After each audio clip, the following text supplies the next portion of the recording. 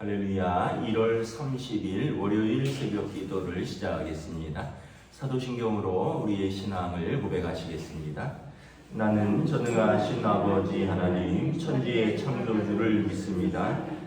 나는 그의 유일하신 아들 우리 주 예수 그리스도를 믿습니다. 그는 성령으로 잉태되어 동정녀 마리아에게서 나시고 본디오 빌라도에게 고난을 받아 십자가에 못 박혀 죽으시고 장사된 지 사흘 만에 죽은 자 가운데서 다시 살아나셨으며 하늘에 오르시어 전능하신 아버지 하나님 우편에 앉아 계시다가 거기로부터 살아있는 자와 죽은 자를 심판하러 오십니다. 나는 성령을 믿으며 거룩한 공교회와 성도의 교제와 죄를 용서받는 것과 몸의 부활과 영생을 믿습니다. 아멘. 찬송가 549장 찬양하시겠습니다. 찬송가 549장입니다.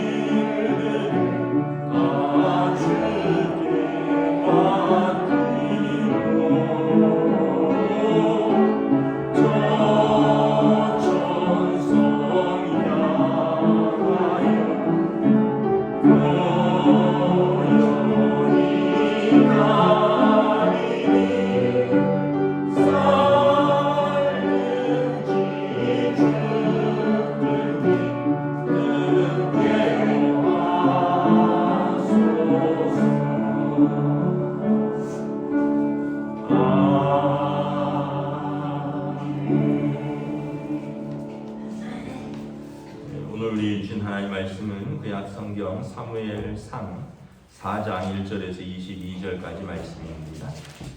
사무엘상 4장 1절에서 22절까지 다 찾으신 줄 알고 저와 여러분들이 한 절씩 교도하도록 하겠습니다.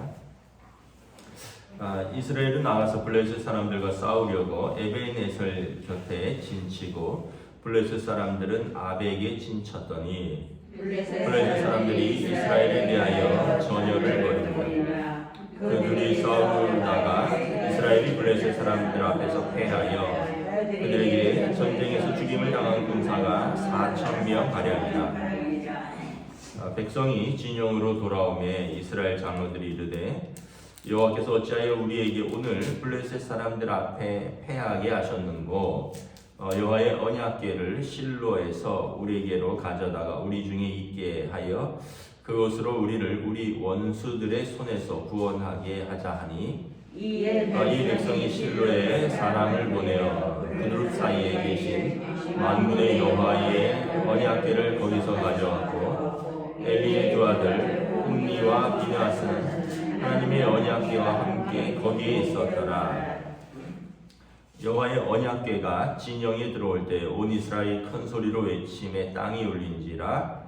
블레셋 사람이 그 외치는 소리를 듣고 이르되 히브리 진영에서 큰 소리로 외침은 어찌 됨이냐 하다가 여호와의 궤가 진영에 들어온 줄을 깨달은지라.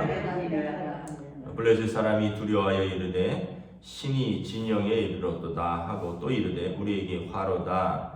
전날에는 이런 일이 없었도다. 우리에게 화로다. 누가 우리를 이 능한 신들의 손에서 건지리요.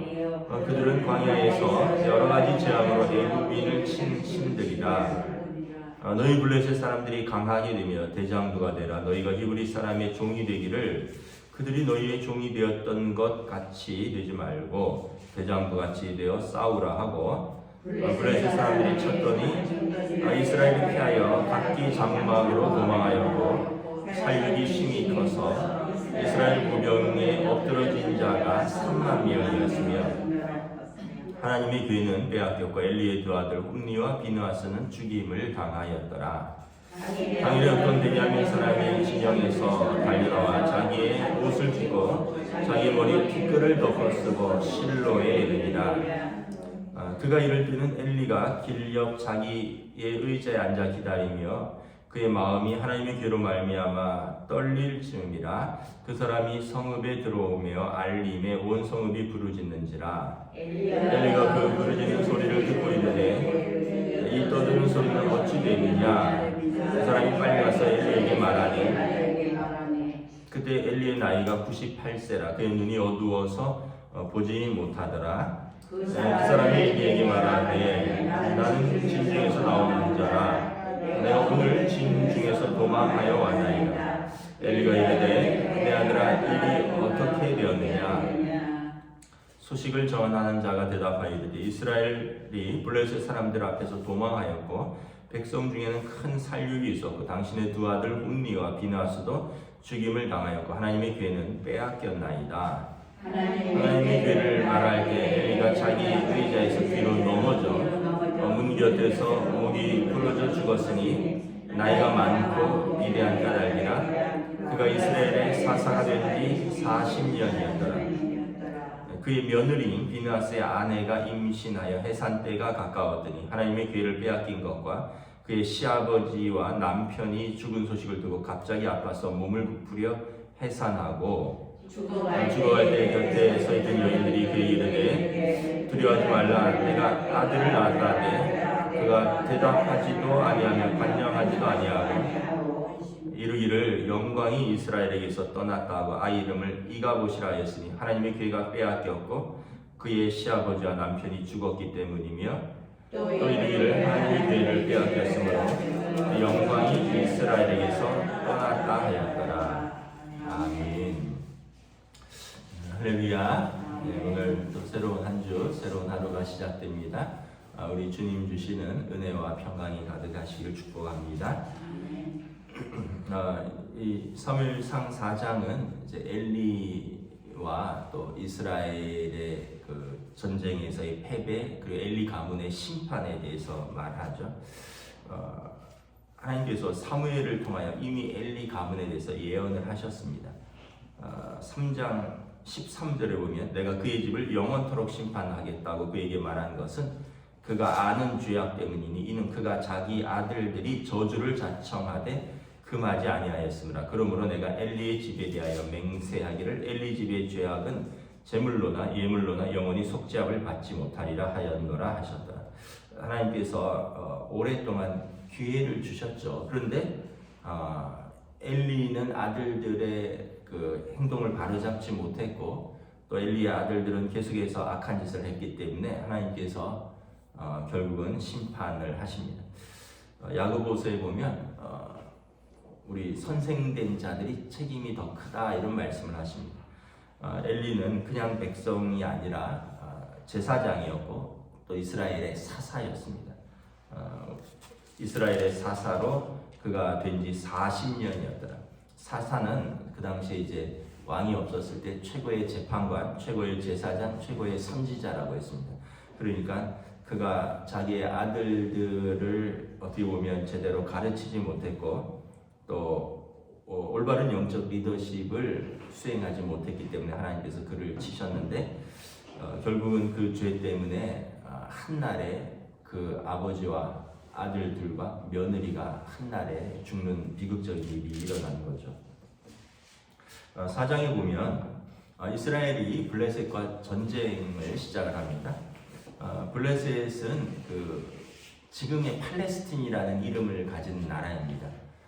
지금도 팔레스타인에 사는 사람들과 이스라엘 사람들하고 계속 지금도 전쟁 중에 있거든요. 그 뿌리가 블레셋입니다. 블레셋이 그 팔레스틴의 뿌리고요. 그 이름을 가진 사람들입니다.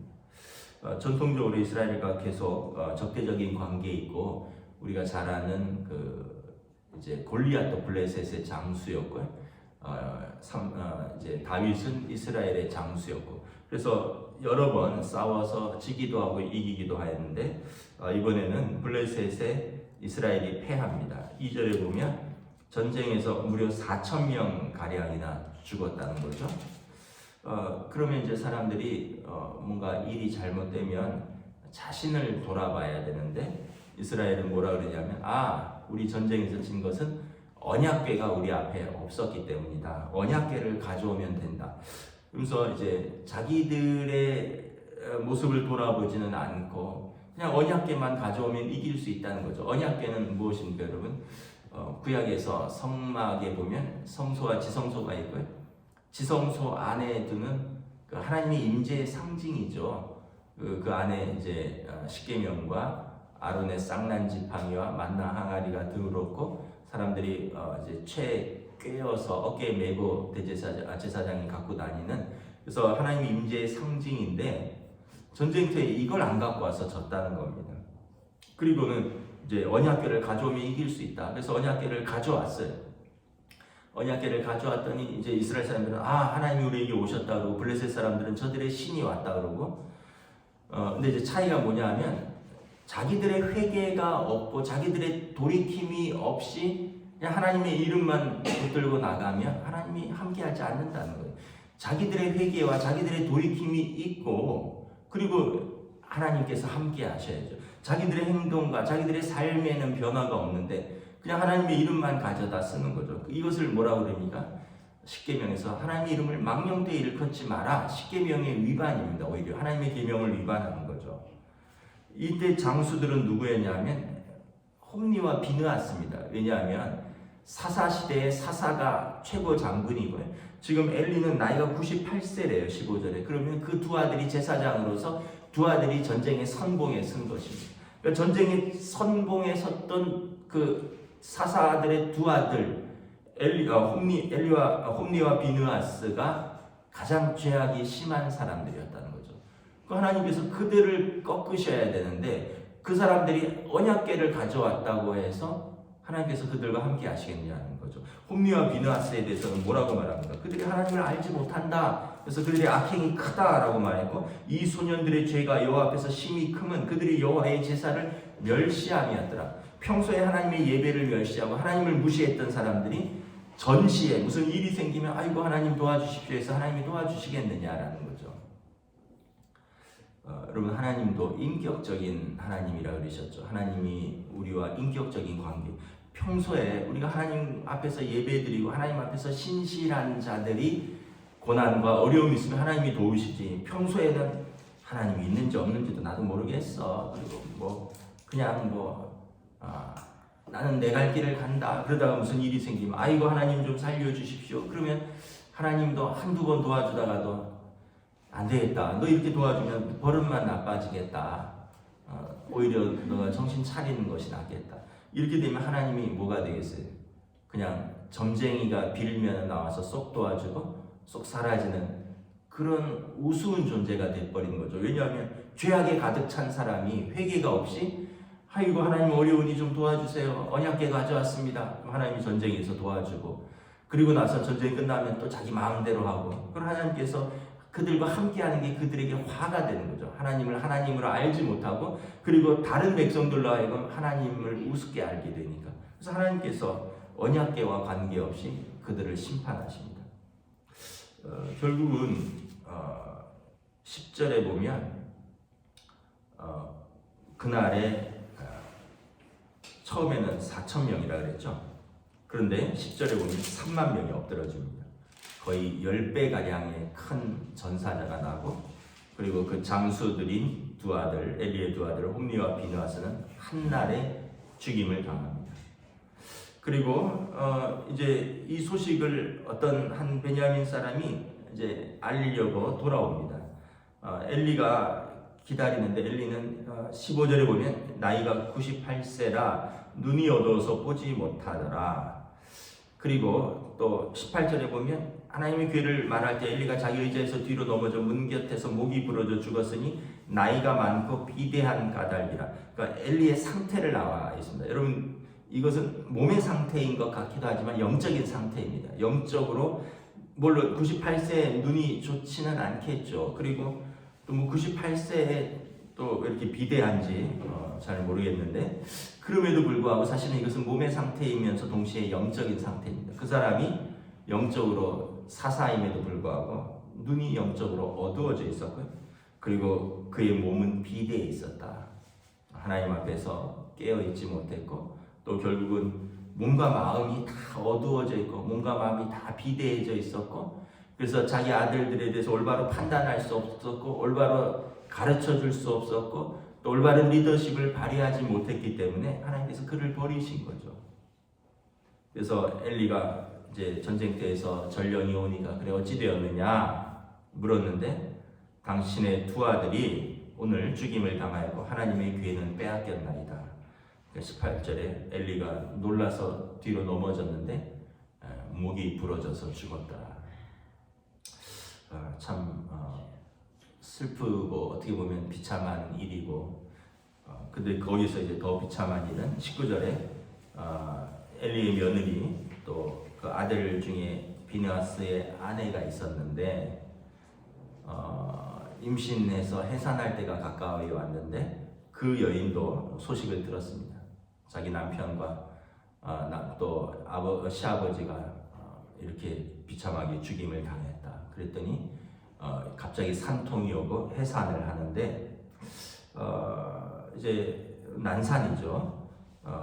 그 옆에 있는 사람들이 해산하는 그 여인을 위로하려고 두려워하지 마라. 네가 아들을 낳았다 하는데 그 여인이 대답하지도 않고 신경 쓰지도 않더라.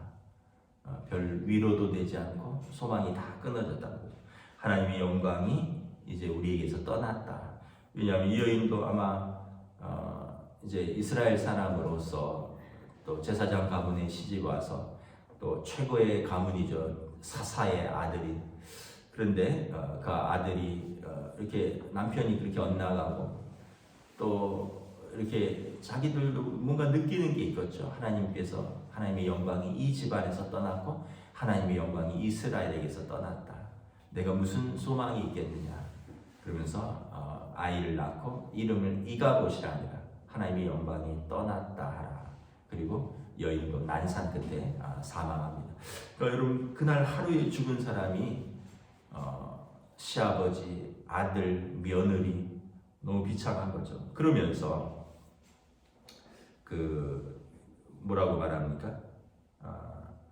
하나님께서 이제 이 가문을 버리셨는데 사무엘 상에 보면 하나님께서 이렇게 말합니다.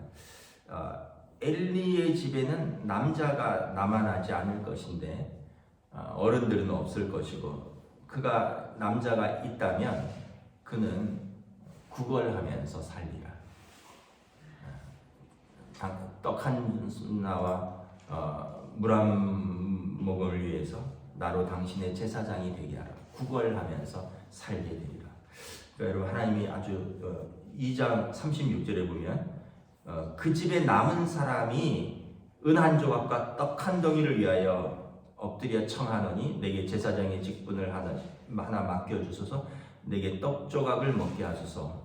그 엘리 가문에 그 이렇게 난산 끝에 낳은 그 아이는 결국은 이렇게 구걸하면서 먹고 살게 되리라. 뭐 할아버지도 돌아가셨고 아버지도 돌아가셨고 엄마도 돌아가셨고, 그런데 그 집안에 하나님의 영광이 떠났고 그 아이도 태어나서 사는데 그가 그냥 대대로 고난 속에서 대대로 심판 가운데 있게 되는 거죠. 말씀을 우리가 좀 정리하고자 합니다. 여러분, 우리가 하나님 앞에서 우리 가정을 잘 세우는 걸까? 우리는 이렇게 생각합니다.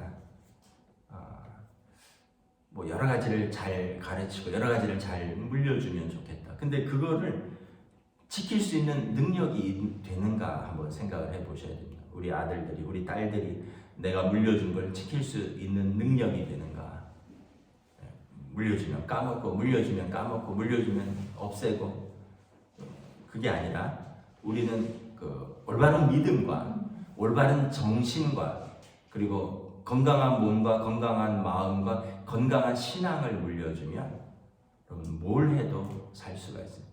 하나님 앞에서 몸이 건강하고 마음이 건강하고 정신이 건강하고 하나님과의 관계가 건강한데 무슨 일을 못하겠습니까? 근데 뭘 많이 물려받았어요. 그리고 몸은 건강해요. 근데 마음이 부패하고 타락했어요. 정신이 썩었어요. 믿음은 없어요. 그럼 결국은 그가 무엇을 하든지 결국은 타락과 또 무너짐 가운데 있을 수밖에 없게 됩니다. 그러니까 우리가 길게 생각해야 되는 거죠.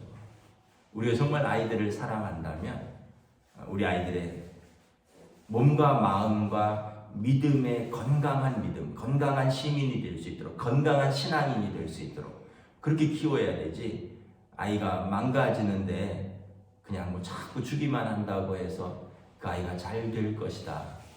그것은 우리의 오해라는 거죠. 또 하나는 우리가 그 언약궤를 우상처럼 이스라엘이 사용했다는 거죠. 자기들이 하나님 앞에서 온전하게 서지 못하고 언약궤만 있으면 이길 것이다. 전쟁에서 이길 것이다. 언약궤를 우상처럼 사용했다라는 것입니다. 여러분, 하나님은 우상이 아닙니다. 하나님은 인격적인 하나님이라고 했어요. 우리가 하나님 앞에서 올바로 예배하고 올바로 서는 것이 하나님이 함께 하시는 것이지, 우리가 하나님 앞에서 올바로 예배하지 않고 우리가 하나님 앞에서 올바로 살지 않으면서 쉽게 얘기하면 성경책 하나 갖고 다닌다고 주일날 교회 마당만 마른다고 하나님이 함께 하시는 삶은 아니라는 거예요. 어제도 말씀드렸지만 믿음의 말을 하고 믿음의 선택을 하고 믿음의 관계를 가지고 예배하면서 하나님 앞에서 살아갈 때 비로소 하나님의 임재가 있다라는 것입니다. 우리 저와 여러분들이 또 다시 한번 우리의 삶에 대해서, 또 우리의 자녀들에 대해서, 우리의 가정에 대해서 하나님 앞에서 돌아보며 믿음으로 세워가는 시간 되시기를 우리 주님의 이름으로 축복합니다. 기도하겠습니다.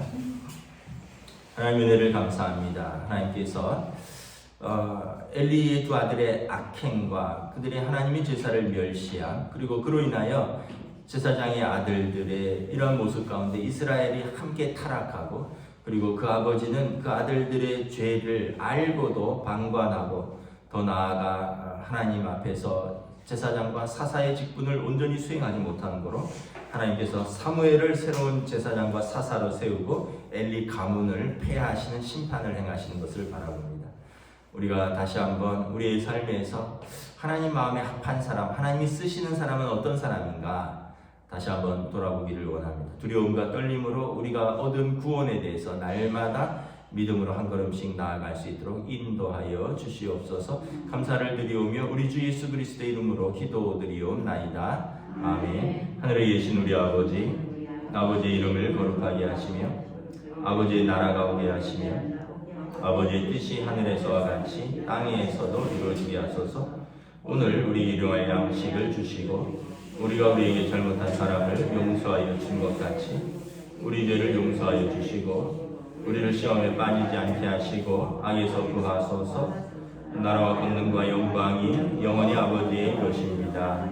아멘.